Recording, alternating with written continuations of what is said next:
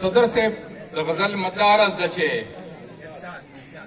زما په کور کې دا د رحم فرشته ناسته ده، زما په کور کې دا د رحم فرشته ناسته ده، که دا دعا ته زما مور په مسله ناسته ده. مننه چې زما په کور کې دا د رحم فرشته ناسته ده.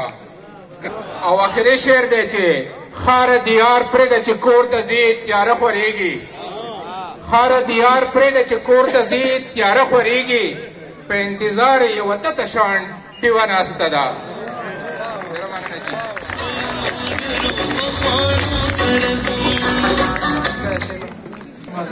چې دا شاعران واوره وکړي نو د خدای لپاره لږ لاس پړکوئ. دا ته به ورکوئ دیار صاحب چې کوم غزل وي دی ډېر د لوړ معیار غزل وي.